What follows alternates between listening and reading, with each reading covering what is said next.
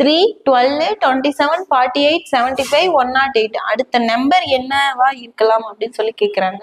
First இந்த மாதிரி கொடுத்தாங்க அப்படின்னா ஒற்றைப்படை எண்களா, இரட்டைப்படை எண்களா, ஸ்கொயர் நம்பரா, கியூப் நம்பரா, இல்லை இதுக்கான டிஃபரன்ஸ் வந்து என்ன, டிஃபரன்ஸ் வந்து ஸ்கொயர் நம்பர்ல இருக்கா, டிஃபரன்ஸ் வந்து கியூப் நம்பர்ல இருக்கா அப்படின்னு சொல்லி செக் பண்றோம்.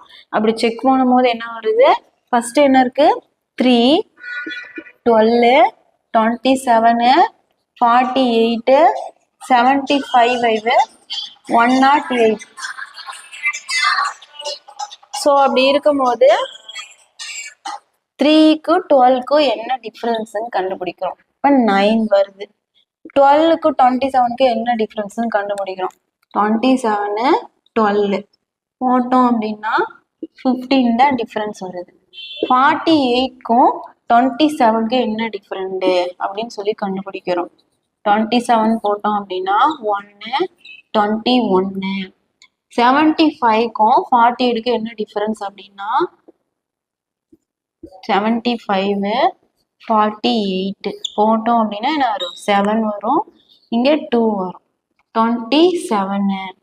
அது 108ல இருந்து என்ன பண்ணோம் அப்படின்னா 75, 8, 5, 3, 3, 33.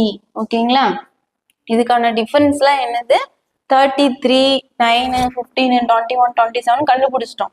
அப்ப அடுத்து என்னவா இருக்கலாம், ஃபர்ஸ்ட் இதை முதல்ல கண்டுபிடிக்கணும். இதுக்கான டிஃபரன்ஸ் என்ன, 15க்கும் 9க்கும் +6, 21க்கும் 15க்கும் +6, 27க்கும் 21க்கும் +6, 33க்கும் 27க்கும் +6.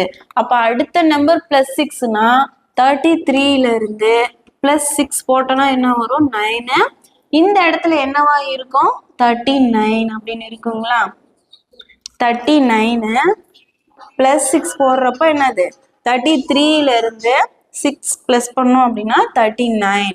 அப்போ நம்ம என்ன பண்றோம், 12க்கும் 27க்கும் டிஃபரன்ஸ் 15. அப்போ +6 போட்டாதான் இது.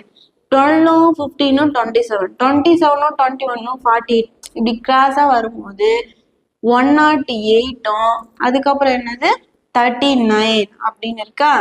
108, 39. 39 எப்படி இருந்துச்சு, +6 33யோட பண்ணதுனால வந்தது.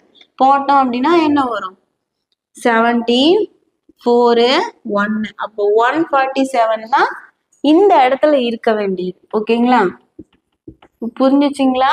இந்த இடத்துல என்னது வந்துருச்சு, 33 வந்துருச்சு. அடுத்து என்ன பண்றோம், +6 போடுறோம், 33யும்